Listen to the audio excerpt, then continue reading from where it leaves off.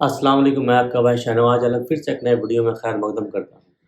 कामयाबी का मयार कुछ हम लोगों की नज़र में अलग है। अगर आप अच्छे जॉब में हैं तो कामयाब हैं, अगर आपके पास माल और दौलत है तो कामयाब हैं, अगर आपके पास अच्छा बिजनेस है तो कामयाब है, घर है, गाड़ी है तो आप कामयाब हैं। लेकिन सहाबा इकराम के नज़दीक जो है कि अल्लाह का दीन, तकवा सबसे बड़ी कामयाबी थी। वो उसमें किसी से कंप्रोमाइज़ नहीं करते थे। आज ऐसे ही शख्स के बारे में हम बात करने जा रहे हैं। आज हम बात करने जा रहे हैं हज़रत सईद बिन आमिर रज़ी अल्लाह के बारे में। ये बताते हैं, सईद रज़ी अल्लाह बताते हैं कि बदर के हार के बाद कुफ़ार मक्का जो है कि बड़ी गुस्से में और आबो-ताब में थे। उनको इस ज़िल्लत और रुसवाई बर्दाश्त नहीं हो रही थी। सईद रज़ी अल्लाह बताते हैं। उसमें क्या हुआ कि इन लोगों ने धोखे से पूरा फ़ील्डिंग सजाकर खुबैब रज़ी अल्लाह को पकड़ लिया। जब खुबैब रज़ी अल्लाह को पकड़ लिया तो इनको लगा कि बहुत बड़ी कामयाबी मिल गई। इन्होंने क्या किया कि पूरे मक्का में ऐलान कर दिया कि फ़लाँ जगह पे खुबैब रज़ियल्लाहु अन्हु को हम लोग सज़ा देने वाले हैं। उसके बाद मक्का के तमाम लोग, क्या बूढ़े, क्या बच्चे, क्या औरत, क्या मर्द, तमाम उस जगह पे इकट्ठा होने लगे और आस-पास के लोगों को भी इनवाइट किया कि आओ आओ, मोहम्मद के साथ साथी को पकड़ा, उसको लोग सज़ा देंगे। तो उसमें सईद रज़ी अल्लाह कहते हैं कि हम भी पहुँचे, उस वक़्त हम इस्लाम कबूल नहीं किए थे, हम भी पहुँचे और अगली ही सफ़ में हम खड़े थे। उसके बाद क्या देखते हैं कि खुबैब रज़ी अल्लाह को लाया गया और लोग चीख रहे हैं, चिल्ला रहे हैं खुशी में। और मक्का के सरदार ये सोच रहे थे कि मोहम्मद के साथी को, सल्लल्लाहु अलैहि वसल्लम के साथी को अगर हम लोग सज़ा देते हैं तो इससे हमारा वर्चस्व, हमारा रुतबा जो है वो वैसा ही बना रहेगा। इसलिए सब लोगों के बीच में इनको सज़ा देना है, यानी कि खुबैब रज़ी अल्लाह को शहीद करना।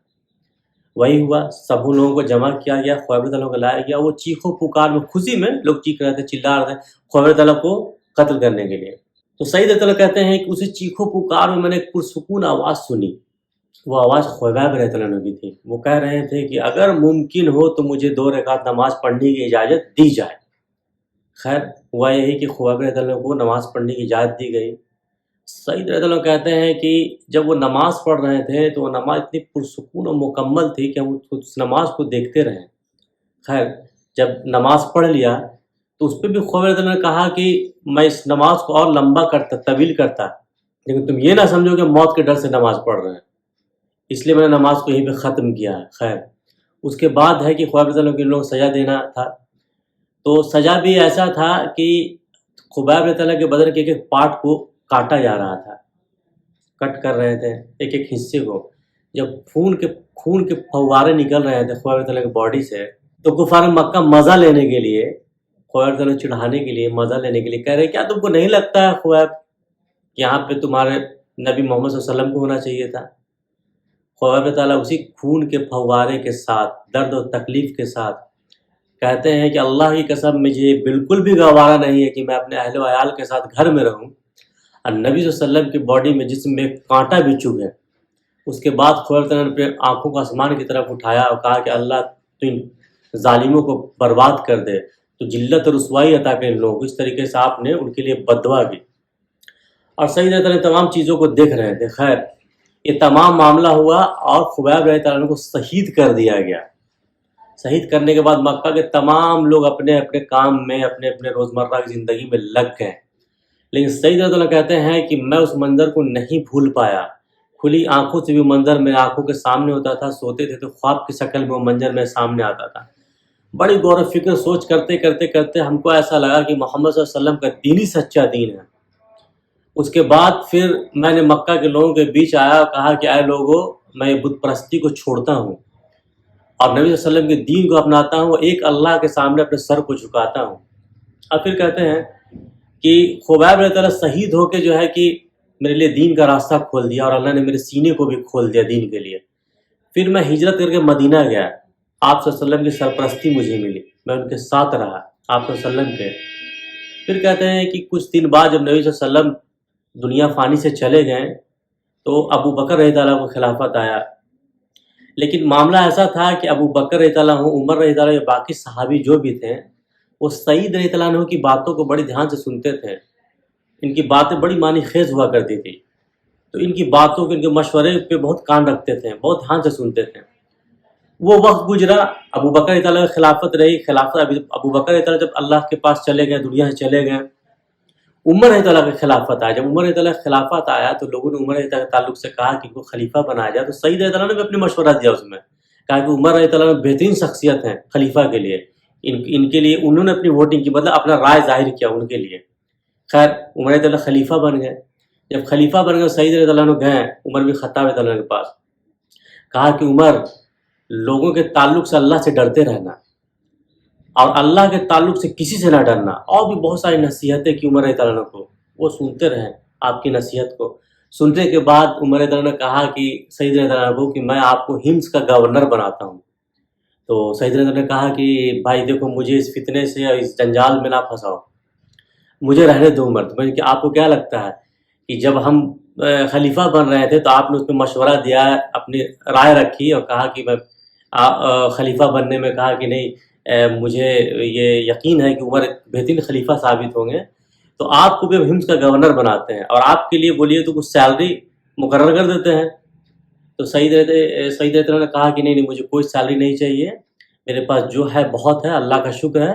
اور پھر آپ وہاں سے اٹھیں اور آپ ہمس چلے گئے ایز اے گورنر. کیا بنائے گئے؟ گورنر. وقت گزرا، وقت گزرنے کے بعد ایک قافلہ آیا ہمس سے ہی، اسی خطے سے آیا، عمر رضی اللہ سے ملا. ملنے کے بعد وہاں فقراء مسکین غریب کے بارے میں عمر رضی اللہ سے بات کیا کہ ایسا ایسا معاملہ، یہ لوگ غریب ہیں، فقراء ہیں، مسکین ہیں. تو عمر رضی اللہ کہا کہ لگا عمر رضی اللہ کو کہ ان کے لیے کچھ مہینہ مقرر کر دینا چاہیے، معاوضہ مقرر کر دینا چاہیے تاکہ روزمرہ کی زندگی آسانی سے گزر سکے. تو عمر رضی اللہ نے کہا کہ ایسا ہے کہ لسٹ بناؤ سارے غریب فقراء مسکین کا لسٹ بنا کر وہ پیش کیا جائے. تو لسٹ بنایا گیا، تمام غریبوں کا لسٹ بنایا گیا. تو عمر رضی اللہ پیش کیا گیا. ہاں یہ دیکھا کہ سعید. تو بولا کہ یہ سعید ابن عامر کون ہے؟ تو کہا کہ ہمارے گورنر امیر المومنین، جن کو آپ نے گورنر بنا کے بھیجا. تو کہا تمہارا گورنر اتنا غریب ہے؟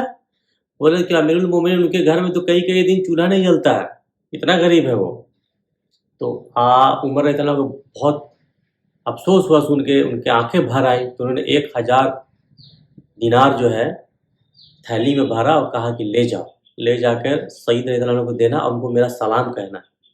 چلیے وہاں سے لوگ آئے، آپ کو وہ دینار کی تھیلی دی گئی کہ یہ امیر المومنین نے آپ کے لیے دیا ہے. آپ نے دیکھا جب اس مال و دولت کو تو کہا ان للہ و انا الیہ راجعون. تو آپ کے اہلیہ محترم نے سنا تو وہ دوڑ کے آئے آپ کے پاس. کہا کیا بات ہے، کیا ہو گیا، کیا حادثہ ہو گیا، امیر المومنین نہیں رہے، کچھ بات ہو گئی؟ نہیں اس سے بھی بڑا فتنہ ہے. تو بولے کہ کیا اس سے بڑا فتنہ ہے؟ مکہ پہ حملہ ہو گیا، کوئی جنگ چھڑ گئی ہے، کیا ہو گیا؟ بولے اس سے بڑا فتنہ ہے. بولے کیا ہے وہ فتنہ؟ تو کہا کہ میرے گھر میں مال آ گیا ہے، یہ فتنہ ہے. تو اہلیہ سے انہوں نے مشورہ کیا کیا جائے اس مال کا، کیوں نہ اس کو غریبوں میں تقسیم کر دیں. تو اہلیہ نے کہا کہ آپ کو جو بہتر لگے کر لیجئے. کہنے کا مطلب یہ ہے کہ کوئی اگر منتری بن جائے، ایم پی بن جائے، ودھائک بن جائے، دور کی بات ہے. کوئی اگر مکھیا وارڈ کمشنر کا چناؤ بھی جیتتا ہے نا آج کے دور میں، تو اس کے گھر پہ اسکارپیو کھڑا جاتا ہے.